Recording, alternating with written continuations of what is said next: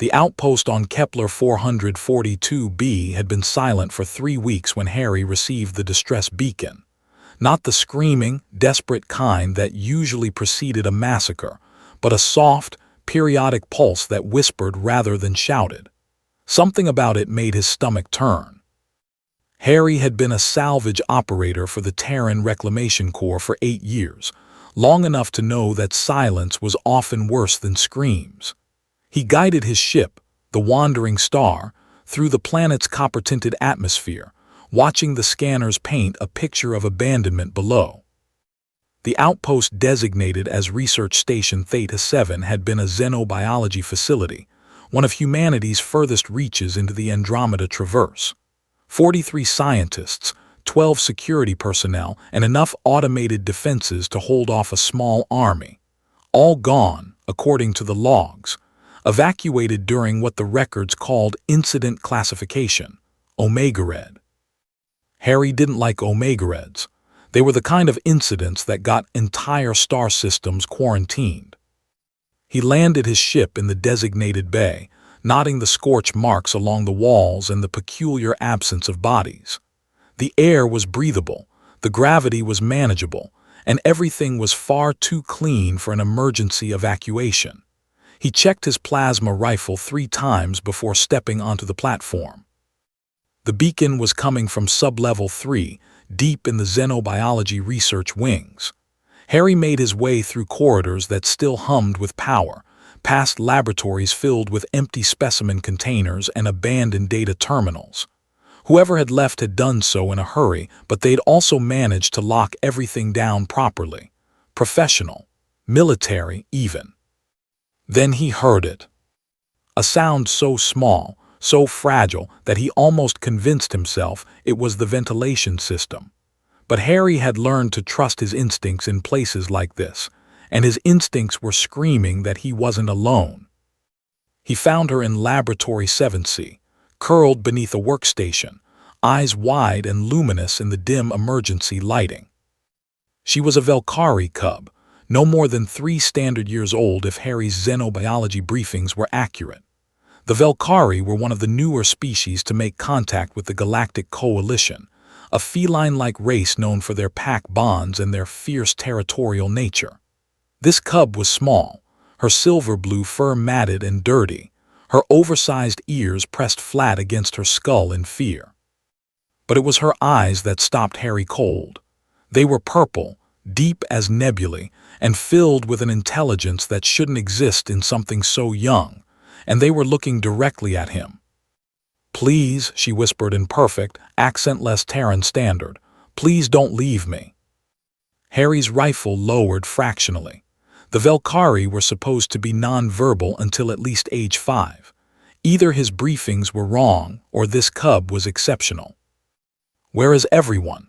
Harry asked, keeping his voice gentle despite the adrenaline screaming through his veins. The cub he decided to call her Honey because of the golden streaks in her fur trembled. "They left when the others came, the angry ones. They said I was contaminated. They said I couldn't come." Contaminated. The word hung in the recycled air like a death sentence. Harry accessed the station's logs through his wrist terminal, scrolling through the final entries. What he found made his blood run cold. The research team hadn't been studying the Velkari. They'd been studying a symbiotic organism the Velkari had evolved with, a neural parasite that enhanced cognitive function, but occasionally caused what the Coalition termed aggressive psychosis. The adult Velkari on the station had turned violent. The evacuation had been a desperate scramble to escape before the infected killed everyone. And in that chaos, they'd left behind the cubs who showed early signs of infection. Left them to die alone in the dark. "How long have you been here?" Harry asked. 21 days, Honey whispered. "I counted. I've been eating from the emergency rations in the break room, and I've been trying to stay quiet, in case the angry ones come back." 21 days. This cub had survived for 3 weeks alone in an abandoned research station, hiding from infected adults who might return, rationing food, keeping herself alive through sheer will and intelligence that shouldn't exist in someone so young. Something cracked in Harry's chest. He'd seen a lot in his years as a salvage operator. He'd pulled dead children from destroyed colony ships. He'd watched entire civilizations reduced to radioactive ash. He'd learned to compartmentalize, to process, to move on because, if he didn't, the weight of all that death would crush him. But this small, terrified child who'd been abandoned by her own people because she might become dangerous. This child who'd whispered, "Let me stay," to empty corridors for 3 weeks, hoping someone would answer. This broke something in him that had been slowly fracturing for 8 years.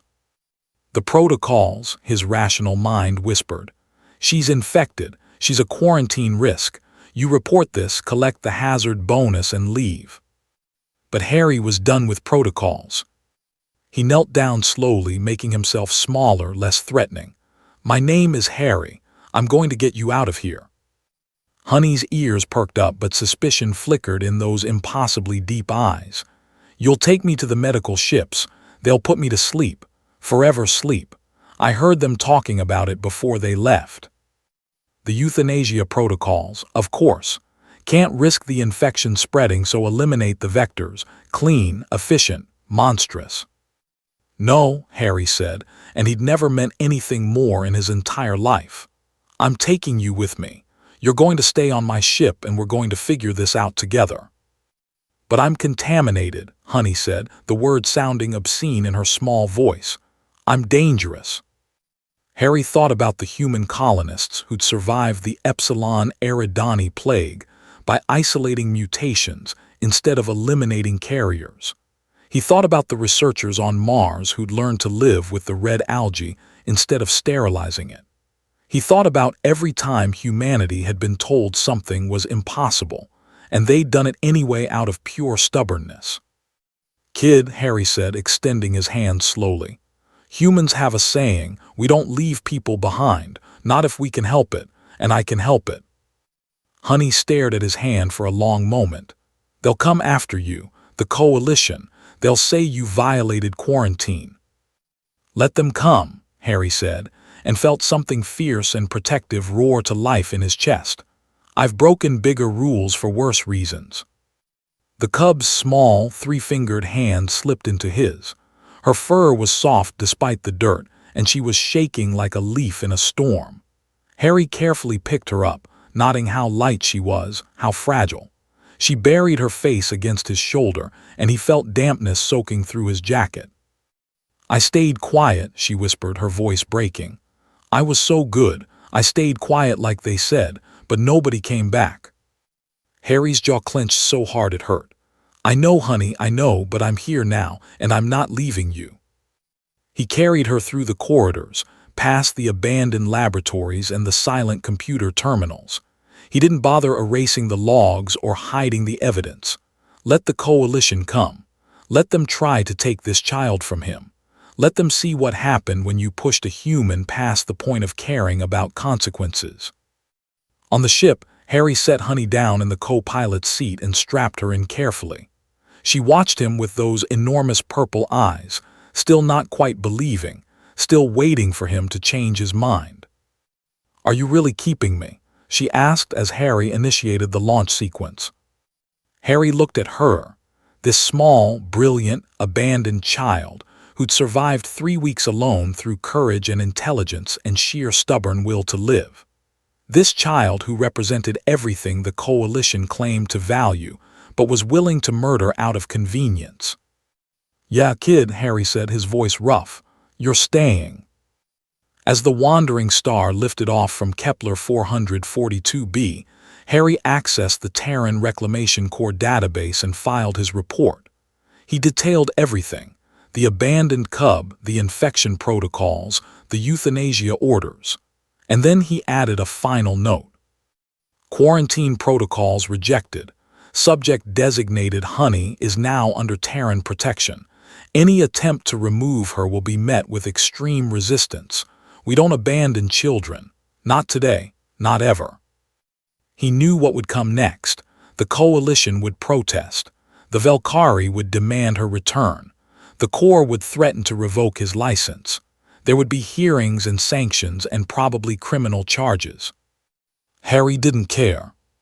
Beside him, Honey had fallen asleep in the co-pilot's seat, her small chest rising and falling with the steady rhythm of someone who finally felt safe. One hand was still clutching the edge of Harry's jacket, as if afraid he might disappear.